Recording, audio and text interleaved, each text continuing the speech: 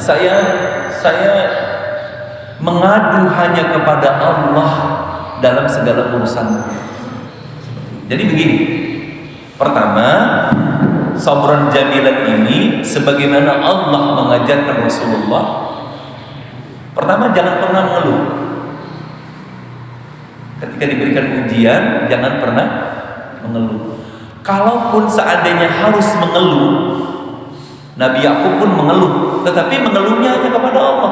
Artinya, kalau seseorang dalam keadaan kesusahan kemudian dia mengeluh dan keluhannya itu diutarakan kepada Allah, boleh nggak? Sangat boleh.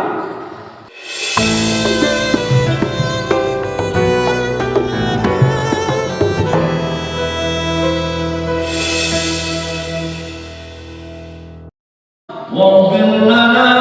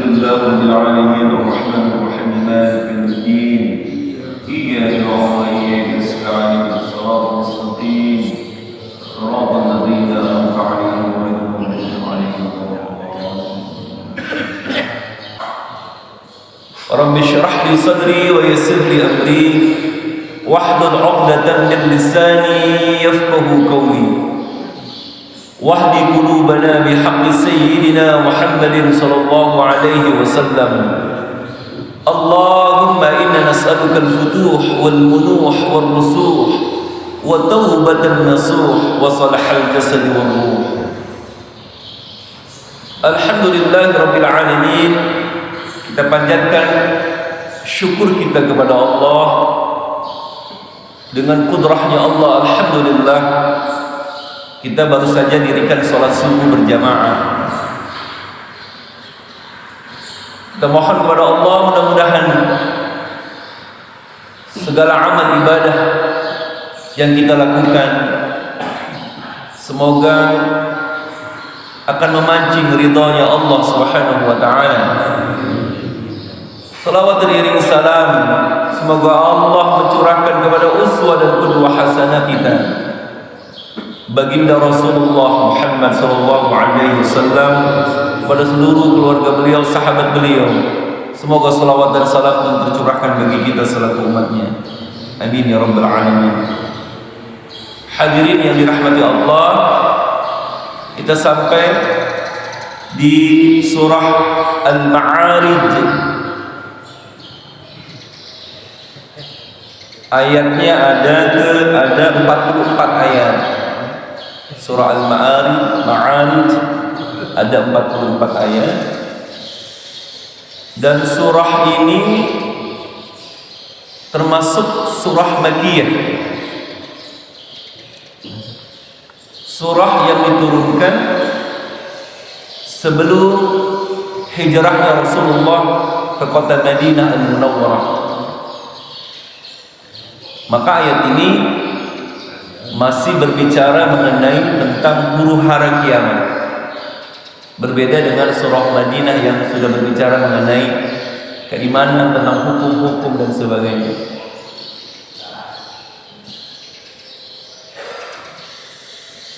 Baik, sebelumnya saya baca dulu beberapa ayat.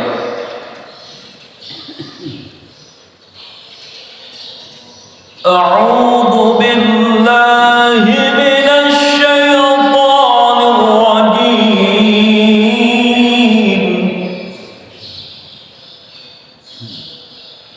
Bismillahirrahmanirrahim.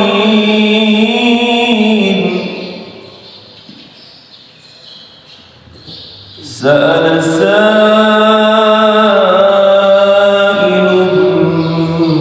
bi'adabin waqi' lil kafirin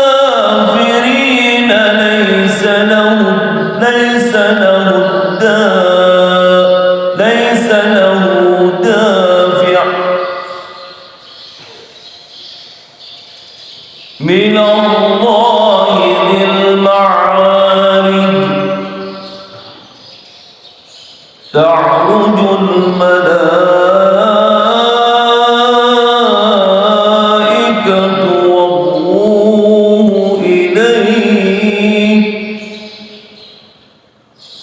war-ruhu ilayhi fi yawmin kana miqdaruhu 50,000 sanah fasbir sabran jamila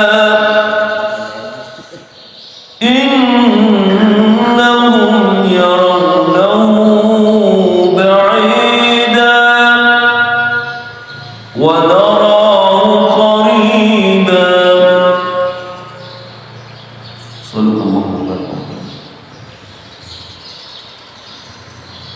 Al-Ma'arij, Mi'raj, ya. Mi'raj ada Isra dan Mi'raj. Mi'raj itu artinya naik, tangga-tangga naiknya. Banyak para mufassirin mengartikan Ma'arij itu, ada yang menyebutnya darajah, suatu tempat di mana tempat itu banyak dilalui oleh para malaikat-malaikat pada derajat yang tinggi. Ada juga yang mengartikan Ma'arij itu al-uzmah, keagungan. Ada juga yang mengartikan al-Ma'arij al-ghuraf, bermakna kamar-kamar yang berada di dalam surganya Allah Subhanahu wa taala. Jadi banyak penafsiran tentang makna Ma'arij. Kita baca Bismillahirrahmanirrahim. Sa'ala sa'ilun. Asal kata sa'ala itu meminta, bertanya. Fa idza sa'alaka 'ibadi 'anni fa inni qarib. Jika ada yang bertanya tentang aku, katakan bahwa aku dekat, kata Allah. Jadi asal kata sa'ala itu bertanya, atau bisa diartikan meminta.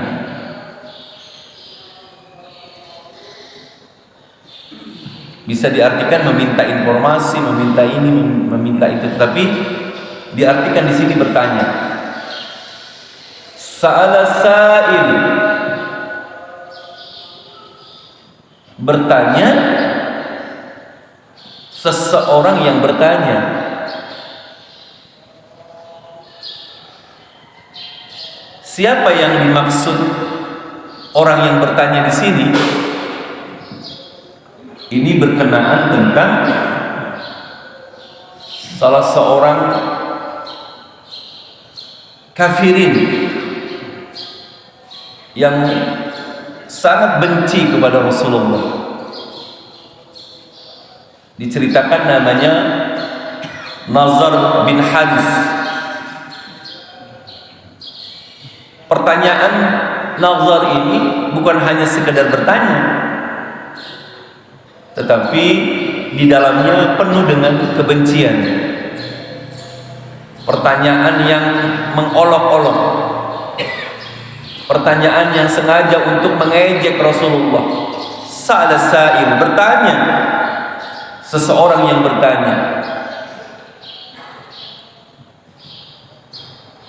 Apa yang ditanyakan itu? Bi'adzabin waqi', tentang azab yang pasti terjadi. Yang dimaksud azab yang pasti terjadi itu ada apa disebutnya adalah hari akhir. Jadi bahasanya di sini azab yang pasti terjadi. Yang dimaksud adalah hari kiamat. Ada mufassir yang mengartikan bi'adzabil waqi', bukan hanya azab di akhirat nanti ketika terjadinya hari kiamat, tetapi juga azab yang ada di dunia.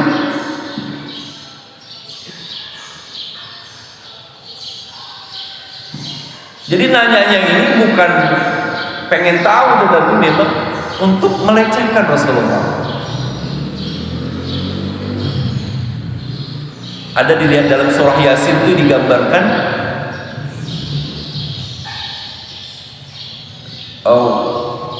apa tuh? Wa yaquluna mata hadzal wa'du in kuntum.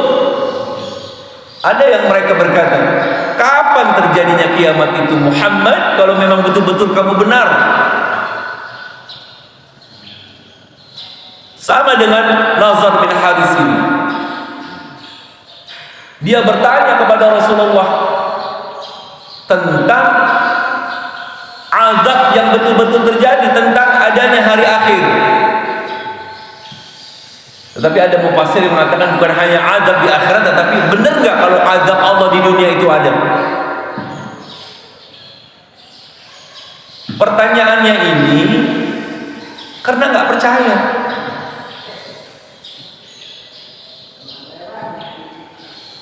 Nih ada contoh begini. Ada salah seorang di negeri kita nih yang mengajarkan satu ajaran yang keliru, sesat. Kemudian ketika diluruskan pemahamannya yang keliru itu, ajarannya yang salah itu, malah dia bersumpah, kalau memang benar-benar apa yang saya ajarkan ini salah, ya Allah turunkan azab kepadaku.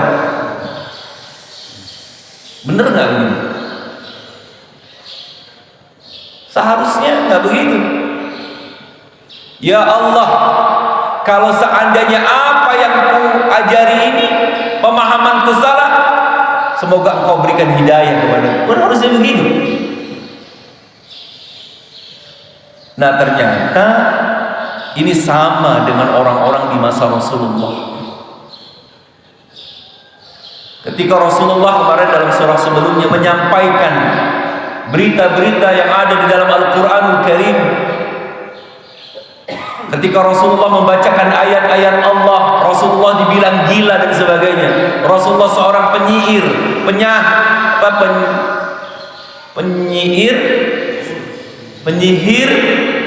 tenun, seorang dukun, paranormal, seperti itu.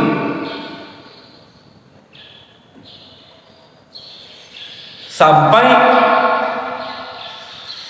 ada yang menantang Rasulullah sallallahu alaihi wasallam. Wa qawlu rabbana ajjil lana kaftana qabla yaumil hisab. Ini bahasa Qur'annya begini. Dia bilang, wah Tuhan kami, segerakan untuk kami azab untuk kami sebelum datangnya nanti yaumul hisab. Kalau emang benar-benar itu azab ada, nggak usah pakai di akhirat deh. Setelah dijelaskan oleh Rasulullah, malah dia ngomongnya seperti ini. Wa yasta'jilunaka bil azab, mereka minta disegerakan azab itu.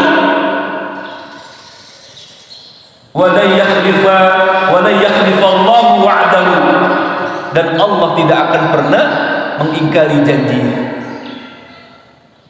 Jadi mereka nantang malah, kalau emang azab Tuhan itu ada, nggak usah nunggu di akhirat deh, coba segerakan di dunia ini, turunin azab.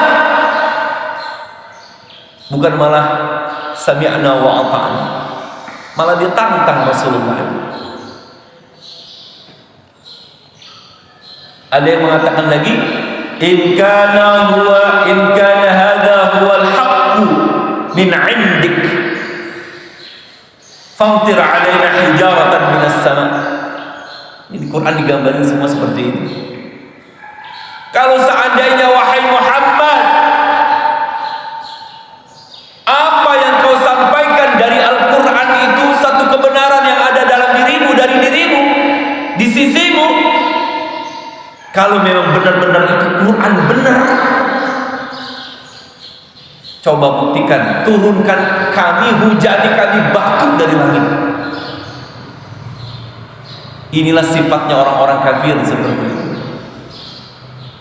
Sama seperti halnya tadi, kalau memang saya salah, turunkan azab kepada saya, bukan malah semoga Allah memberikan hidayah kepada saya. Begitulah orang-orang kafir, Allah tutup hatinya. Nah, salah satunya adalah Nadhr bin Harith yang dia bertanya kepada Rasulullah tentang bi'adzabin waqi', tentang azab Allah yang pasti, yaitu hari kiamat. Ayat berikutnya, lil kafirina laysa lahu dafi', bagi orang-orang kafir laisa lahu, tidak ada baginya dafi', yang menolaknya. Ada yang mengartikan begini, kalau orang-orang kafir enggak perlu ditanya, enggak perlu ditanya kapanpun terjadinya, pasti azab itu akan menimpa mereka. Jadi nggak usah ditanya, ngapain pakai ditanya-tanya? Enggak ditanya pun pasti azab menimpa mereka. Seperti itu. Ada yang menafsirkan walil kafirina laisa lahu dafi', bagi orang-orang kafir tidak ada yang mampu menolak azab Allah yang datang kepadanya. Artinya begini, orang-orang yang zalim itu tidak ada yang memberikan pertolongan kepadanya.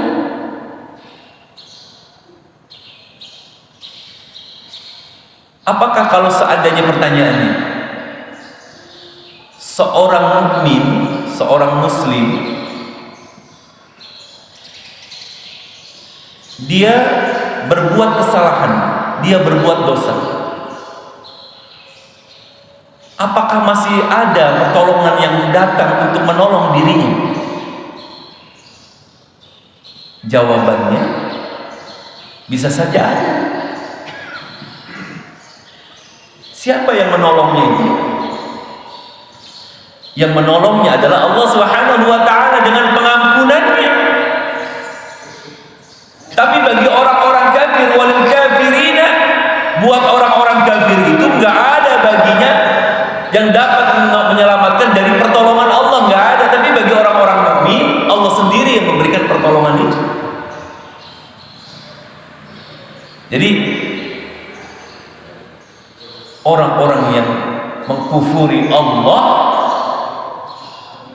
tidak ada baginya yang dapat menolak azabnya Allah Subhanahu wa taala. Tidak ada yang bisa melawan azabnya Allah.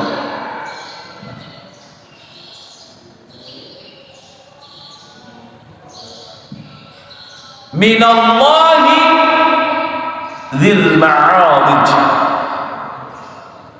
azab yang datang dari Allah yang memiliki tempat-tempat yang tinggi. Jadi azabnya itu datang dari Allah. Ketika Allah mendatangkan azab kepada mereka, Allah yang memiliki dzil ma'arij, yang memiliki keagungan. Siapa yang mampu memberikan bantuan dan pertolongan bagi mereka orang-orang kafir? Enggak ada.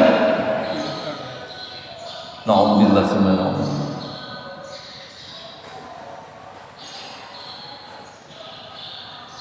Terus kita lanjutkan. Ta'rujul malaikatu war-ruhu ilayhi.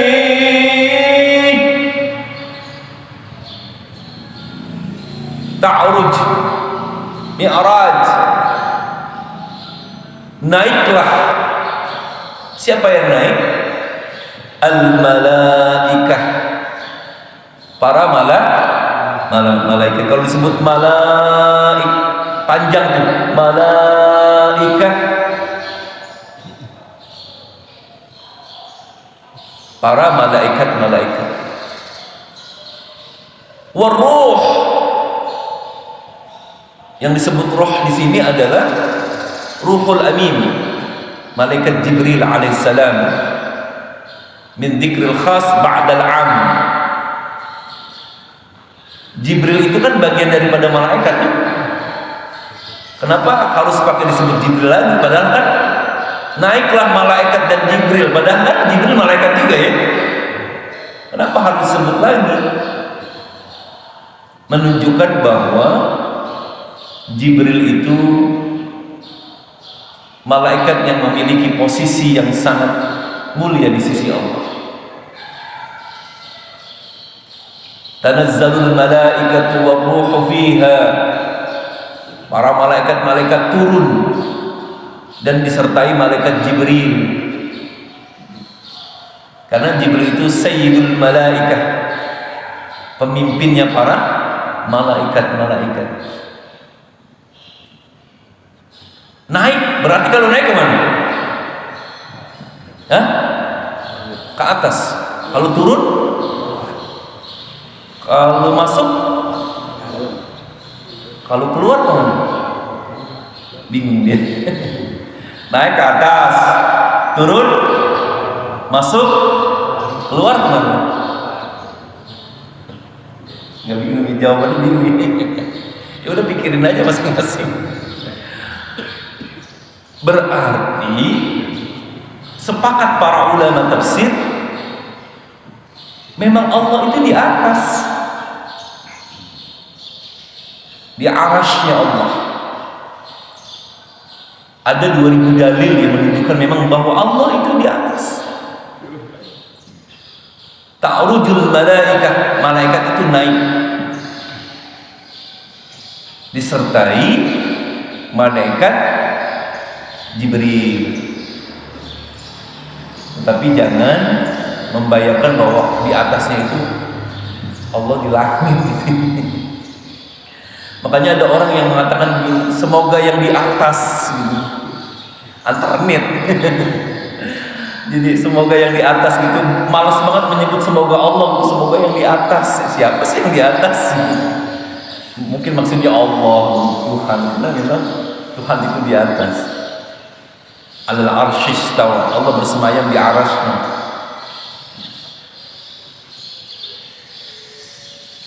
Ilai, naik kepadanya. Jadi Jibril dan para malaikat itu naik kepada Allah Subhanahu wa taala, kepada Tuhannya. Nah, ini yang kita bahas. Fi yaumin kana miqdaruhu khamsina alfasana. Kapan naiknya Jibril itu? Jadi begini Pak, kalau kita urut dari awal, ada orang yang datang kepada Rasulullah, dia ingin bertanya, dan pertanyaan itu ingin memojokkan Rasulullah dengan memperolok Rasulullah. Dia mengatakan, kapan itu kiamat terjadi? Kalau memang benar-benar azab kiamat itu ada. Dijawab oleh Allah, lu orang-orang kafir gak usah nanya, nggak nanya juga pasti terjadi sama lo gitu. Dan kalau Allah sudah menurunkan azabnya, siapa yang bisa menolong lo pada? Itu bahasa umumnya begitu. Dan itu bakalan terjadi kiamat itu nanti ketika para malaikat dan Jibril naik menuju Allah. Waktunya berapa lama? Di mana satu hari ketika itu kehidupan di satu hari di sana, berarti ini bicara mengenai kehidupan akhirat, karena sudah berbicara menjelaskan mengenai terjadinya hari kiamat yang penuh azab itu. Satu hari di sana itu ukurannya yauman kana miqdaruhu khamsina alfasana. Satu hari di akhirat itu sama dengan 50.000 tahun. Sama 50.000 tahun. Nah, ini banyak pemahaman. Yang benar 1.000 tahun apa 50.000 tahun? Karena pada ayat-ayat yang lain pun ada yang berbicara bahwa ukurannya 1.000 tahun. Yang benar 50.000 apa 1.000 gitu kan? Nah, dua-duanya benar. Cuma nanti ada pemahaman-pemahaman yang harus dibedakan seperti itu. Baik. Kalau melihat tafsir Ibnu Abbas, beliau menafsirkan yauman kana miqdaruhu khamsina alfasana. Ukuran 50.000 tahun itu dia bilang wallahu a'lam, hanya Allah yang tahu maksudnya apa. 50.000 tahunnya itu seperti apa?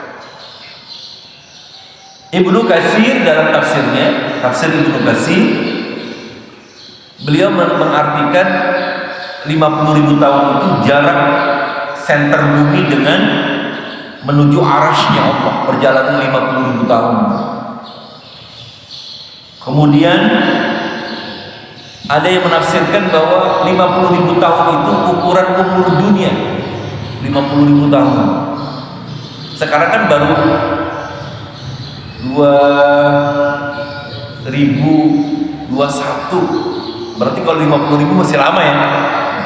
Ada yang menafsirkan ukuran dunia ini, panjang umurnya dunia ini 50.000 tahun. Wallahu a'lam. Ada yang menerjemahkan waktu transisi antara dunia dengan akhirat itu 50.000 tahun.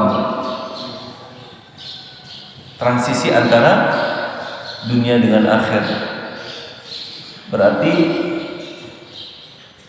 ketika seseorang berada di alam barzakh. Nah, inilah yang paling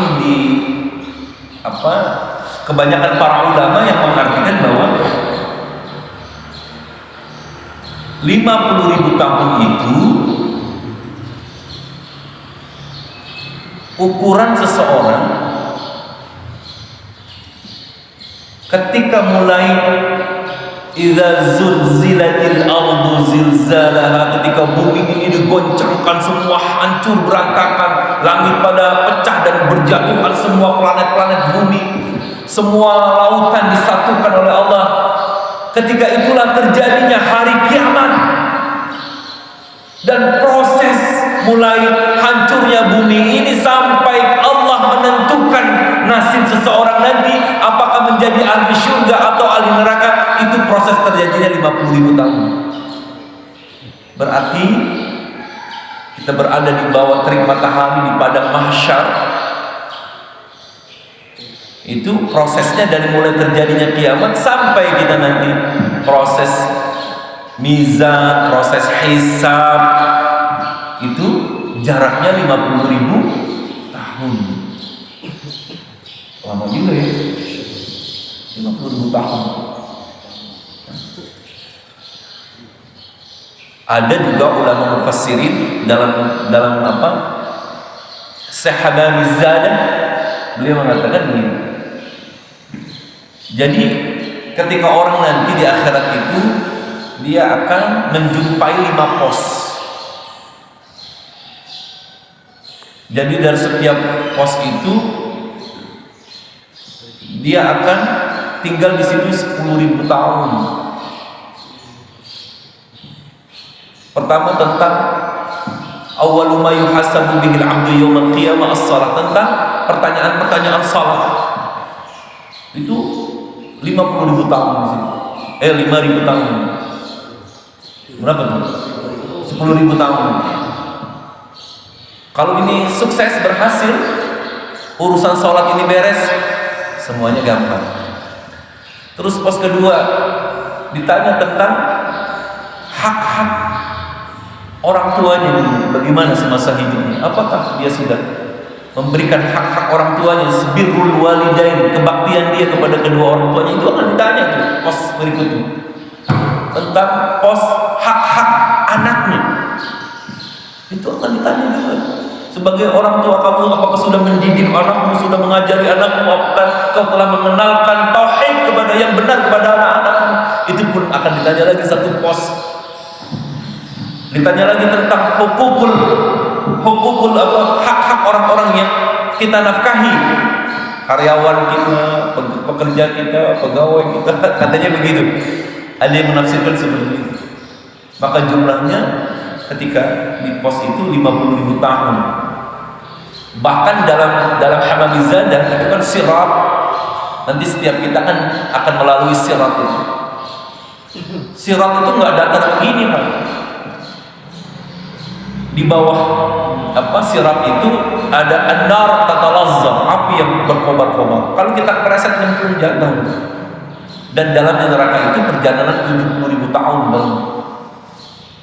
Nah, 1000 tahun kita jalan mendatar, 1000 tahun naik, 1000 tahun turun. Jadi sirat itu nggak begini dijelaskan dalam tafsir Hamamizadah. Jadi begini, masya Allah. Nah, itu banyak pemahaman tentang yauman kana miqdaruhu 50,000 sanah. Pemahaman ini dasarnya apa? Dasarnya hadis-hadis Rasulullah yang sahih. Nih, ketika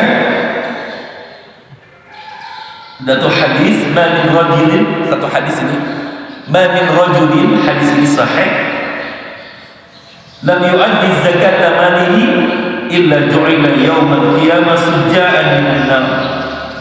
Tidaklah seseorang semasa hidupnya tidak mengeluarkan zakat hartanya.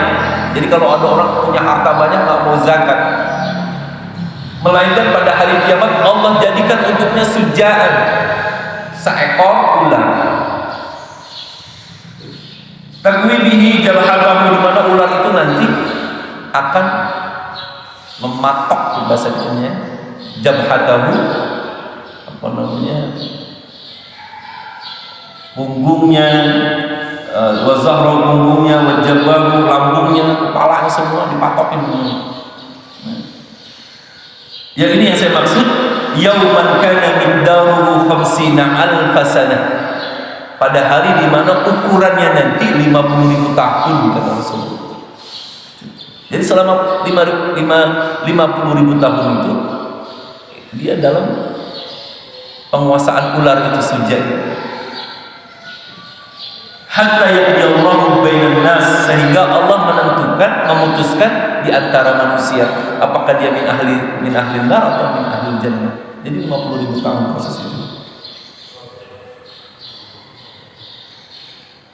Jadi kalau kita bandingkan dalam Al-Quran, innamal hayat la'ibun wa lahbun, sesungguhnya innamal hayatud dunya, kehidupan dunia ini cuma permainan dan senda gurauannya. Emang benar-benar kayak orang main game. Berapa lama sih orang main game? Enggak lah, kayak orang main bola itu kan cuma 45 menit kali 2 gitu kan. Orang main voli seberapa lama? Orang main bulu tangkis. Jadi kehidupan dunia ini kata Allah emang benar-benar kayak mainan gitu. Enggak lama. Kayak orang bersandiwara, orang lagi main sinetron. Sinetron itu paling lama juga durasinya 2 jam. Dibandingkan dengan kehidupan di akhirat, berarti amat sangat singkat sekali hidup ini. Bayangin 50.000 tahun, Masya Allah. Tapi hadirin sekalian yang dirahmati Allah, apakah pertanyaannya? Itu berlaku bagi kita orang-orang mukmin? Oh tidak. Ini kan bicaranya walil kafirin, buat orang-orang kafir. Khaffafallahu dzalikal yaum lil mu'minin. Pada hari itu Allah akan meringankan segalanya buat orang-orang mukmin. Dalam hadis yang diriwayatkan oleh yang bersumber dari Sa'id Al-Khudri, Rasulullah bersabda, ini ada dalam Fathul Bari, kitab Fathul Bari, Al-Imam Tabari, bahwa beliau bersabda fi yaumin kana miqdaru 50,000 sanah. Di akhirat itu kata Rasulullah, ukurannya satu hari itu sama dengan 50.000 tahun. Fakultu, dia mengatakan, saya mengatakan, ma atwala hada, panjang amat ya kehidupan di akhirat. Maka Rasulullah menjawab, wa qala Nabi sallallahu alaihi wasallam, walladzi nafsi biyadihi, demi Allah yang diriku ada pada genggamannya Allah, bersumpah Rasulullah, innahu la yukhaffaf 'alal mu'minin, sesungguhnya Allah pasti sungguh-sungguh akan meringankan orang-orang mukmin. Itu gak terjadi kata Rasulullah kepada orang-orang mukmin, gak terjadi. Begitu kata Rasulullah.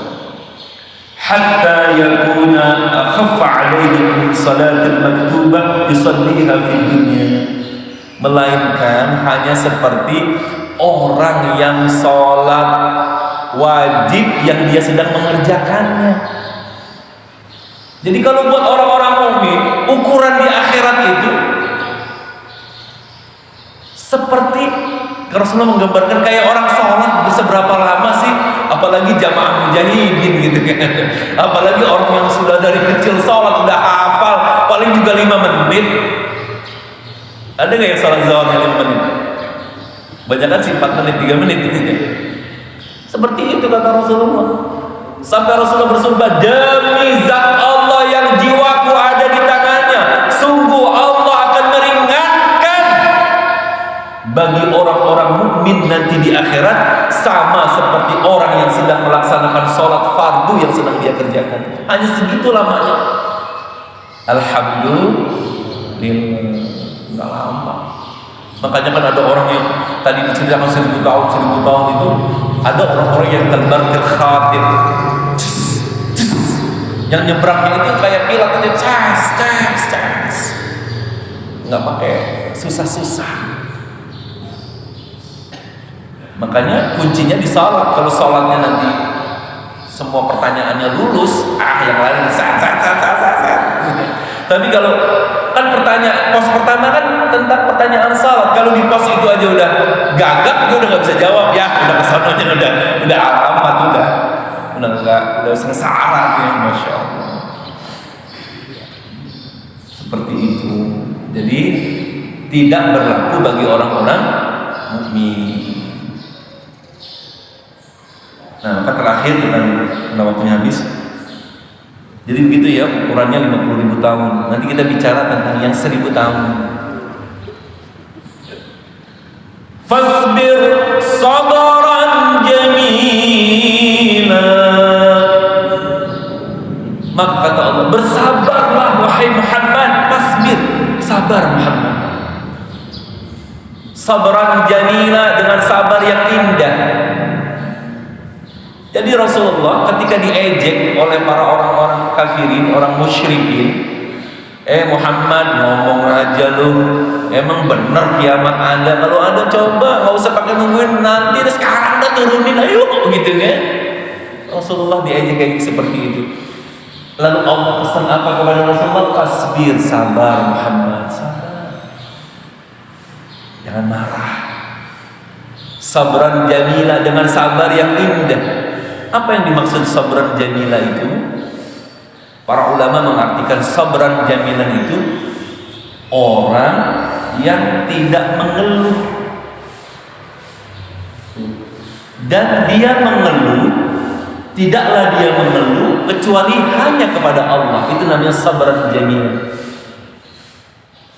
Dia tidak pernah mengeluh dengan segala musibah ujian yang Allah datangkan kepadanya, sekalipun dia mengeluh hanya kepada Allah. Ini digambarkan seperti ceritanya Nabi Yakub yang kehilangan Nabi Yusuf alaihissalam. Sabran iblis dia bilang sabran jamila ini, dia mengatakan saya mengadu hanya kepada Allah dalam segala urusan. Jadi begini, pertama, sabran jamilan ini sebagaimana Allah mengajarkan Rasulullah. Pertama, jangan pernah mengeluh. Ketika diberikan ujian, jangan pernah mengeluh. Kalaupun seandainya harus mengeluh, Nabi Yakub pun mengeluh, tetapi mengeluhnya hanya kepada Allah. Artinya, kalau seseorang dalam keadaan kesusahan kemudian dia mengeluh dan keluhannya itu diutarakan kepada Allah, boleh nggak? Sangat boleh.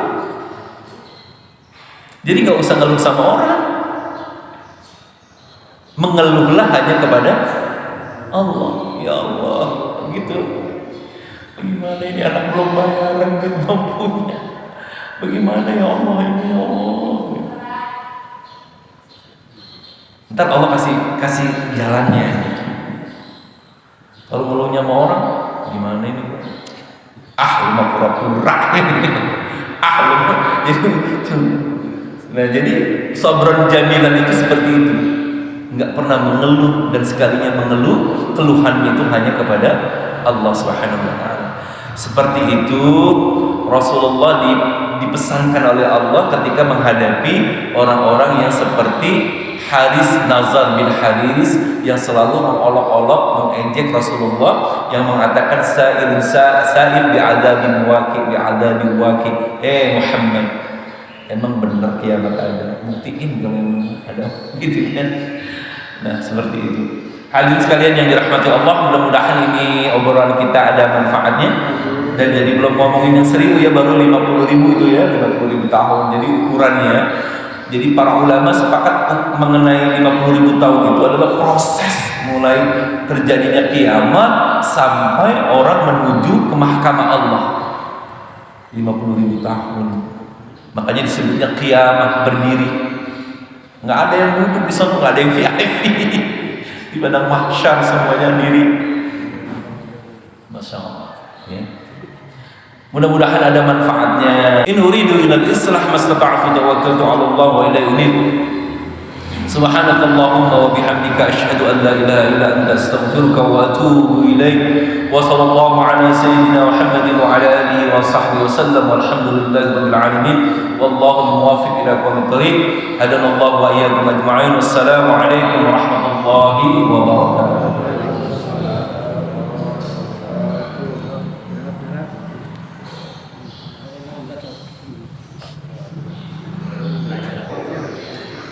Ngarep dulu. Ya.